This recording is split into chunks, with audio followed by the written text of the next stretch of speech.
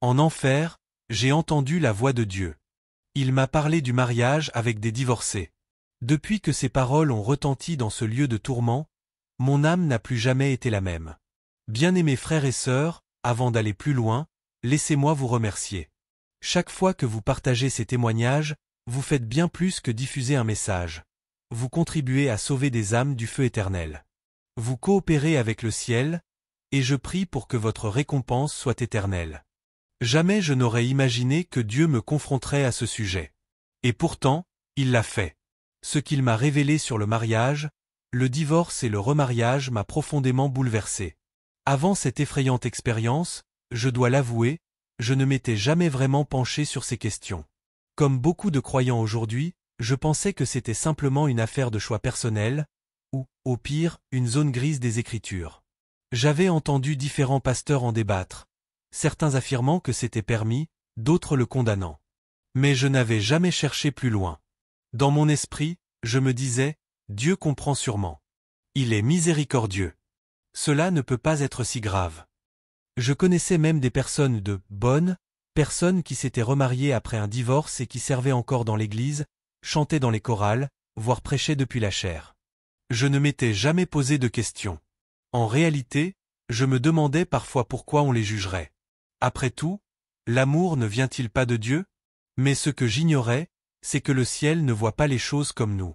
Ce que nous excusons à la légère, Dieu le juge avec sérieux. Ce soir-là, avant la vision, j'avais prié. Je demandais à Dieu de me révéler son cœur concernant les péchés cachés dans l'Église. J'ai dit, Seigneur, s'il y a des choses que nous négligeons, expose-les-moi. Jamais je n'aurais imaginé que sa réponse m'emmènerait jusqu'aux portes de l'enfer. Et là, Dieu m'a montré le destin éternel de ceux qui prennent le mariage à la légère et de ceux qui entrent dans des unions qu'il n'a jamais permises. Cette nuit-là, après ma prière, je me suis allongé avec une étrange lourdeur dans l'esprit. Ce n'était ni le sommeil, ni la fatigue d'une longue journée. C'était comme une main épaisse pressant ma poitrine, rendant ma respiration difficile. Mes yeux se sont fermés contre ma volonté, et à ce moment-là, j'ai senti mon esprit quitter ce corps de chair. Au début, j'ai cru rêver, mais je me suis vite rendu compte que j'étais pleinement conscient, plus éveillé que jamais. Mon esprit flottait au-dessus de mon lit, et je pouvais voir mon corps étendu, immobile, en dessous. Mon cœur s'est mis à battre, non pas de peur, mais d'une intense conscience. Dieu allait me montrer quelque chose. Soudain, l'atmosphère a changé. C'était comme si des mains invisibles me saisissaient et m'attiraient vers le bas avec force. Autour de moi, tout devenait de plus en plus sombre, jusqu'à ce que la dernière trace de lumière disparaisse. J'avais l'impression de traverser un tunnel, un gouffre sans fin. L'air devenait brûlant, étouffant, chargé de l'odeur de chair brûlée et de soufre. Puis le silence s'est brisé. Au début, c'était faible, comme des murmures portés par le vent. Mais à mesure que je descendais, les murmures se transformaient en cris, et les cris en hurlements. C'était un son qu'aucune oreille humaine ne devrait jamais entendre. Des gémissements, des hurlements, des supplications, des voix résonnant de toutes parts. Chaque cri portait la désespérance, le tourment sans fin et le regret. La chaleur s'intensifiait jusqu'à me brûler l'âme elle-même. Des flammes surgissaient de gouffres invisibles, éclairant par intermittence des formes tordues. J'ai vu des ombres d'âmes enchaînées, se tordant et grinçant des dents dans l'agonie. Certaines se griffaient le visage. D'autres frappaient leur tête contre le sol, cherchant un soulagement qui ne viendrait jamais. Une voix m'a murmuré, « Voici le lieu de ceux qui ont rejeté ma parole. » C'est ici que finit le compromis. La terreur m'a saisi. Mes jambes sont devenues faibles. Je me suis rendu compte que je ne me tenais plus sur un sol solide. L'atmosphère elle-même était vivante, saturée de haine, de tourment, du poids du jugement. Puis j'ai vu quelque chose qui a glacé mon esprit. Un fleuve de feu s'étendait à perte de vue. À l'intérieur, d'innombrables âmes flottaient comme des débris, montant et descendant, hurlant chaque fois que les flammes les engloutissaient. Leurs cris me transperçaient plus profondément qu'une épée. Je voulais me boucher les oreilles, je voulais fermer les yeux, mais je ne le pouvais pas. Le Seigneur m'obligeait à voir. En regardant de plus près, je compris que ces âmes n'étaient pas de simples pécheurs anonymes, comme nous l'imaginons souvent. Beaucoup gardaient encore l'apparence qu'ils avaient sur terre. Je pouvais reconnaître leurs vêtements, leurs robes de chorale, leurs costumes d'église, même d'écoles pastoraux. Ces personnes avaient jadis marché sur la terre en proclamant le nom de Christ. Pourtant, elles étaient là, englouties par les flammes éternelles. Une femme tendit sa main vers moi, sa peau se détachant sous l'effet du feu qui la consumait. Elle cria. « Dis-leur, dis-leur. » Nous pensions avoir raison. Nous pensions que Dieu comprendrait. Mais maintenant, il est trop tard. Ces paroles m'ont frappé comme un éclair. Je voulus tendre la main vers elle, mais une barrière invisible nous séparait. Son visage tordu par le tourment disparut dans le fleuve de feu. Je me mis à pleurer sans pouvoir m'arrêter. Seigneur, comment est-ce possible? Comment ces gens peuvent-ils être ici? Ils connaissaient ton nom. Alors, le sol sous mes pieds se mit à trembler violemment. Une voix tonitruante emplit le gouffre. Ce n'était pas comme les cris des damnés. C'était la voix du Dieu Tout-Puissant. Même les flammes semblaient frémir à son commandement. Ma parole est éternelle. Ma norme ne change pas. Ce que j'ai déclaré au sujet du mariage, nul homme ne peut le modifier. Mes enfants périssent parce qu'ils prennent à la légère ce que j'ai sanctifié. Pendant qu'il parlait, des scènes vivantes se déroulaient devant moi comme des visions animées. Je vis des mariages se déchirer, des maris abandonnant leurs épouses, des femmes quittant leur foyer, et des églises bénissant des unions que le ciel n'avait jamais approuvées. Chaque fois, les démons se réjouissaient et enchaînaient d'autres âmes.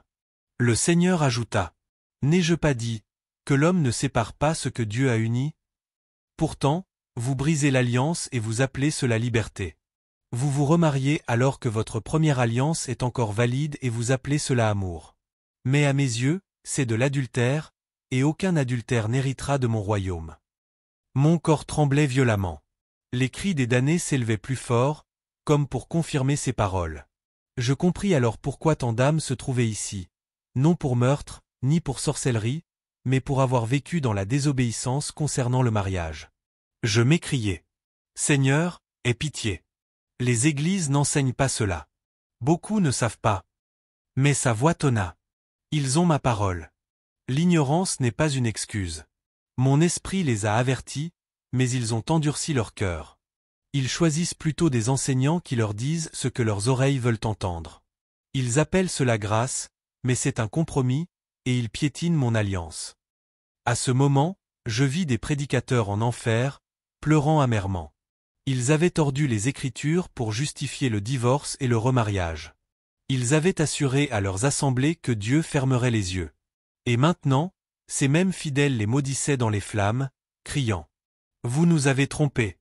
Vous ne nous avez jamais dit la vérité. » La scène était insoutenable.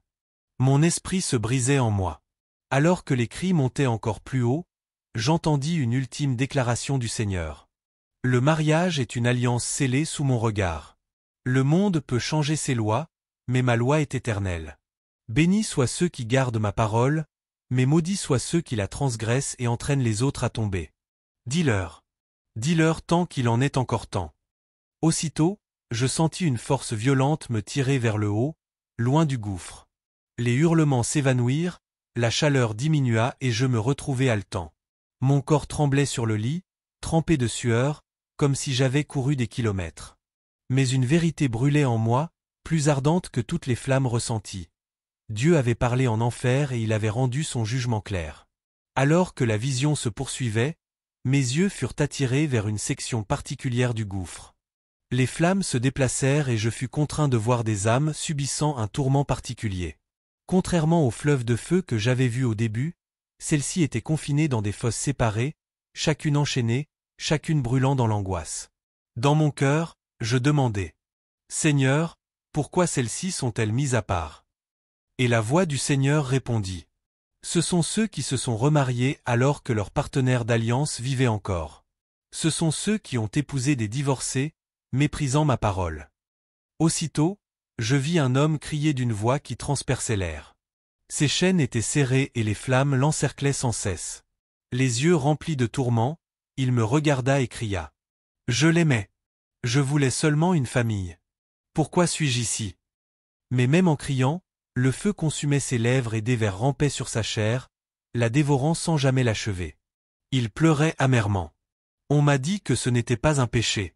On m'a dit que Dieu comprendrait. À côté de lui, se trouvait une femme, le visage tordu par l'agonie. Elle se frappait la poitrine et gémissait. Je pensais que la bénédiction de l'Église suffisait. J'ai épousé un homme qui avait divorcé de sa femme, et je me suis dit, Dieu est sûrement miséricordieux. Mais me voici, condamné pour l'éternité. Ces paroles m'ont profondément bouleversé. Je vis que tous deux avaient vécu ce que beaucoup sur terre appelleraient une vie chrétienne ordinaire. Ils allaient à l'église, ils chantaient des cantiques, ils pensaient être en sécurité. Mais la vérité leur fut révélée trop tard. Aux yeux de Dieu, ils vivaient dans l'adultère. Tout autour d'eux, d'autres âmes élevaient leur voix. Chaque cri portait le même message: tromperie, ignorance et regret. Certains hurlaient: nos pasteurs ne nous ont jamais avertis. D'autres pleuraient: nous avons lu les Écritures, mais nous les avons ignorées. Nous avons choisi le confort plutôt que la vérité. Alors le Seigneur me dit: vois-tu avec quelle légèreté les hommes traitent ce que j'appelle saint? Vois-tu comme ils piétinent mon alliance? Le monde les applaudit, mais mon jugement ne change pas. Le mariage n'est pas une idée humaine. Il vient de moi. Et nul ne le profanera sans être exclu de mon royaume. Pendant qu'il parlait, je vis des démons se moquer de ces âmes. Ils dansaient autour d'elle en chantant: nous vous avons trompé. Nous avons aveuglé vos yeux. Vous avez cru que Dieu était comme un homme, mais maintenant vous êtes à nous pour toujours. Leur rire résonnait comme le tonnerre, intensifiant encore le tourment. Je pleurais amèrement. Mon cœur se brisait pour ces âmes. J'aurais voulu implorer la miséricorde, mais je savais que leur sort était scellé. Alors le Seigneur parla de nouveau. Dis à mon peuple: beaucoup dans mon Église vivent dans ce péché et croient être en sécurité. Ils lèvent leurs mains vers moi. Ils prient en mon nom, mais demeurent dans la désobéissance. S'ils ne se repentent pas, ce lieu sera leur part. Je tombai à genoux, tremblant. Les cris des damnés emplissaient mes oreilles, leur voix résonnant pour l'éternité. Si seulement nous avions obéi. Si seulement nous avions écouté. À ce moment, je compris que la plus grande douleur de l'enfer n'est pas le feu. C'est le regret éternel de connaître la vérité alors qu'il est déjà trop tard. Alors que je restais tremblant dans ce lieu de tourment, entouré des cris des perdus, la voix du Seigneur s'éleva au-dessus des flammes. Ce n'était ni comme les hurlements des damnés, ni comme le rire moqueur des démons. C'était une voix d'autorité absolue, sainte, pure et terrifiante. Chaque mot portait le poids de l'éternité. Ma parole est éternelle, déclara le Seigneur. Mon alliance ne change pas. Le mariage n'est pas un contrat humain, mais une alliance établie par moi. Quand j'unis deux personnes, c'est scellé devant le ciel. Aucun homme n'a le pouvoir d'annuler ce que j'ai uni. Les flammes semblaient s'incliner à mesure que sa voix tonnait encore. Mais beaucoup ont méprisé mon alliance. Ils divorcent pour leur confort, pour une offense, pour la convoitise, pour la cupidité. Et ensuite ils en prennent un autre comme si j'étais aveugle. Ils disent: Dieu comprendra. Il est miséricordieux. Pourtant, j'ai parlé. Celui qui épouse une personne divorcée commet l'adultère, et aucun adultère n'héritera de mon royaume. Je pleurais amèrement pendant qu'il parlait, car je voyais combien l'Église traite à la légère ce sujet sacré. Dieu poursuivit: mon peuple périt parce qu'il préfère l'opinion des hommes à ma parole. Ils suivent des prédicateurs qui tordent les Écritures pour leur plaire. Ils appellent rébellion liberté et compromis grâce. Mais je suis un Dieu saint. Sans la sainteté, nul ne me verra. Les cris des âmes s'élevaient plus fort, comme pour confirmer ces paroles. Puis le Seigneur dit: avertis-les. Dis-leur que je ne me laisse pas tromper. Ce qu'ils sèment, ils le récolteront. S'ils brisent l'alliance et refusent de se repentir, leur part sera ici dans le feu éternel. Mon esprit tremblait violemment. Je compris alors que ce n'était pas un débat, ni une question de doctrine. C'était un décret sorti de la bouche même de Dieu. Et ces dernières paroles résonnèrent comme le tonnerre dans mon âme. Le mariage est saint. Mon alliance est éternelle. Avertis-les, car le temps est court. Quand la voix du Seigneur cessa de parler, je sentis le sol sous moi trembler violemment. Les flammes qui m'entouraient commencèrent à s'estomper, et les cris des perdus devinrent lointains, comme si j'étais tiré vers le haut à grande vitesse. C'était comme si une main puissante avait saisi mon esprit et m'avait sorti du gouffre. La chaleur étouffante commença à s'alléger. L'odeur suffocante du soufre et de la chair brûlée s'affaiblit. Lentement, L'obscurité fit place à une faible lumière. Puis, soudain, je haletai. Mes yeux s'ouvrirent. J'étais de retour dans ma chambre, allongé sur mon lit, trempé de sueur. Mais je n'étais plus le même. Tout mon corps tremblait de manière incontrôlable. Je pleurais à haute voix, incapable de m'arrêter. Ma poitrine était lourde, mes lèvres tremblaient. Et pendant un long moment, je ne pus même pas me lever.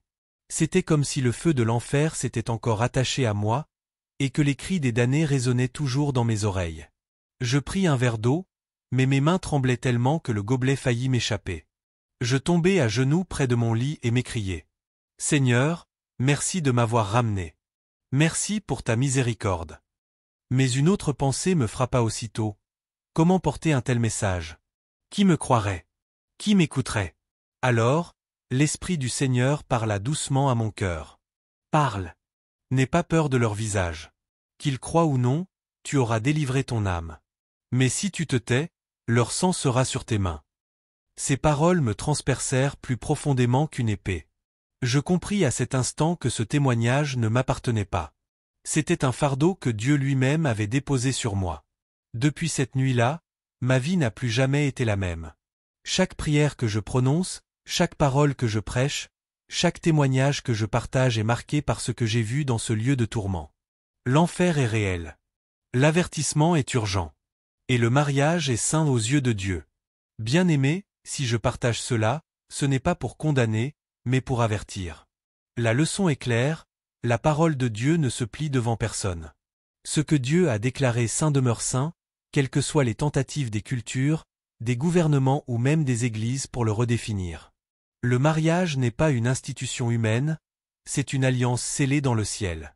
Les papiers de divorce peuvent dissoudre une union devant les hommes, mais aux yeux de Dieu, le lien demeure jusqu'à la mort. C'est pourquoi Jésus lui-même a dit « Celui qui épouse une personne divorcée commet un adultère ». Ce ne sont pas mes paroles, ni une interprétation humaine, ce sont les paroles du Seigneur. Mon cœur tremble en pensant aux nombreuses âmes que j'ai vues dans les tourments, pleurant parce qu'elles avaient cru au mensonge. Elles pensaient que Dieu fermerait les yeux, que la grâce équivalait à la permission, que l'approbation humaine suffisait. Mais l'éternité leur prouva le contraire. C'est pourquoi je dois vous avertir. Si vous vivez dans une telle union, repentez-vous. Si vous êtes pasteur, cessez de bénir ce que Dieu a maudit. Si vous songez au divorce, souvenez-vous de l'alliance que vous avez faite devant Dieu. L'enfer est réel. L'éternité est longue. Mais aujourd'hui encore, la miséricorde vous appelle. Dieu ne veut pas que quiconque périsse, mais il ne changera jamais sa parole pour personne. Le choix vous appartient, obéissez maintenant et vivez. Si vous vivez dans le péché, repentez-vous sans tarder. Si vous êtes lié par une alliance que Dieu n'approuve pas, cherchez sa miséricorde tant qu'il y a encore souffle en vous. Car demain n'est pas garanti. Choisissez la sainteté aujourd'hui. S'il vous plaît, partagez ce message afin que d'autres puissent échapper au feu éternel. Commentez d'où vous regardez et abonnez-vous pour d'autres témoignages. Que le Seigneur nous prépare tous pour l'éternité, au nom de Jésus. Amen.